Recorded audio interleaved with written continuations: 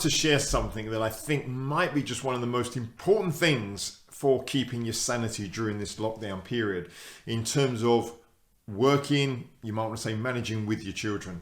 I have noticed in myself that my main frustration comes when I have an unrealistic expectation, unrealistic idea on what I think my children should be doing.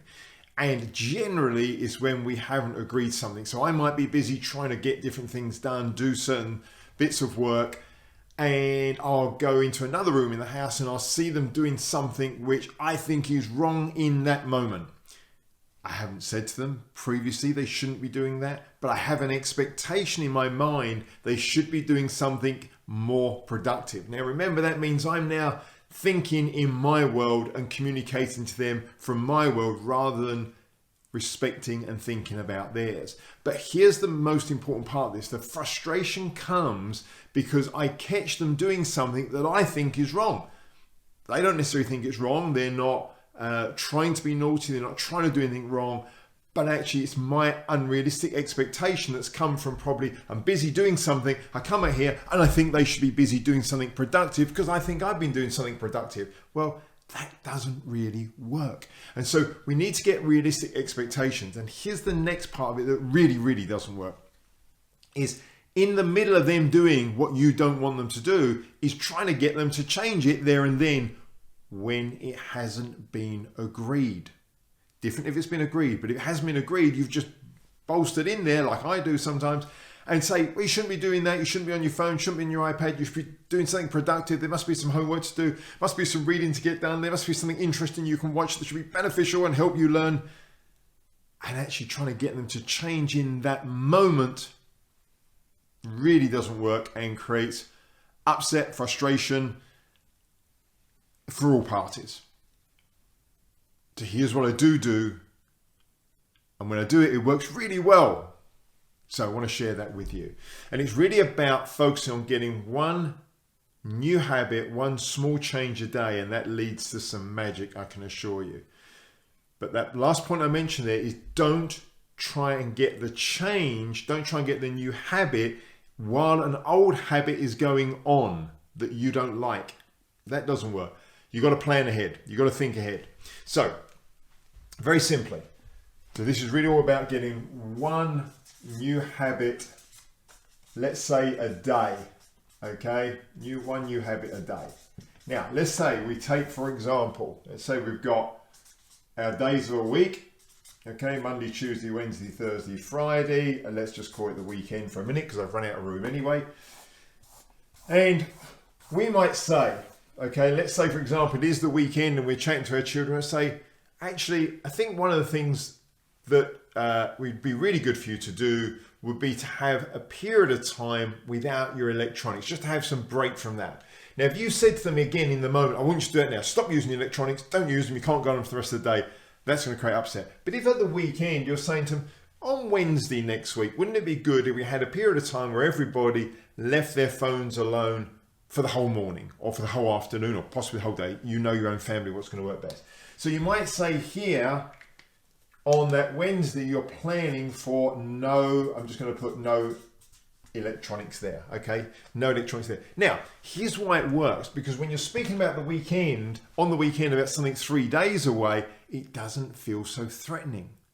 And so therefore, your ability to get agreement with children that might be really hooked on their electronics is far greater at the weekend to plan and let them know that on Wednesday we're going to have half a day. And again, better to start small, don't go too big. Might be an hour, 2 hours, 3 hours, depending, again, you know your own children, you know your own family. Better to plan 3 days ahead and say we're going to have that break at that time. They won't resist it as much that far ahead. Then you can gradually remind them each day. Oh, just remember on Wednesday in the morning, we're going out for a walk, we're playing a board game, we are doing different things, we're doing a bit of gardening together, whatever it is. So we're not going to have any electronics on at that time. So again, you can use it to build up. There'll be other things like I just mentioned there, gardening. You may have something you want the children to get involved in outside in the garden. They're always resisting that. They're reluctant for that. You might say to them on a Monday, at the weekend, we're going to do that. Okay, we're going to be in the garden, working on the garden. Again, you may get some resistance initially, but you'll get less when it's further away. You can start to gradually talk about it, build it up, so it becomes in their mind something they know they're going to be doing, and they're adjusting mentally to doing it. Again, far better than in the midst of an event that you don't like, trying to get them to change into something different. So that's really what this concept is all about. Thinking ahead, don't spring surprise on them, because generally you're in an unrealistic expectation mindset when you're doing that.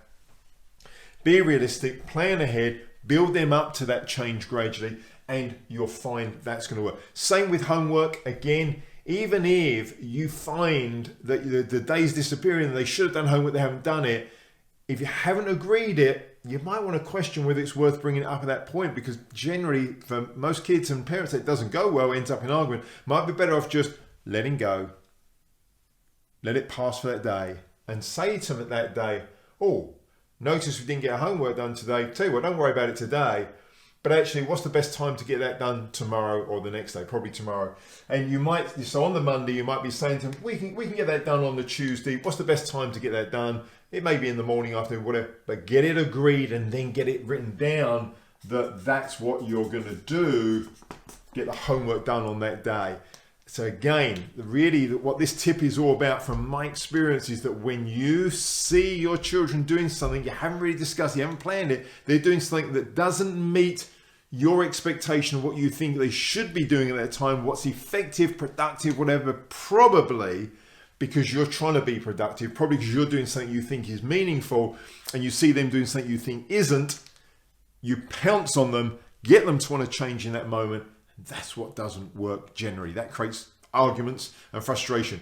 Better to take a deep breath, relax, let it go in that moment, but pick your moment to have the conversation around the habits you want to introduce. Pick the time to have that conversation and drop them in when they're going to happen, so your children gradually adjust their mindset to them. And when they're planned a little bit further ahead, you'll get far less resistance. So I hope that tip's been useful. Definitely, without any question, works exceptionally well for us. I hope it works for you.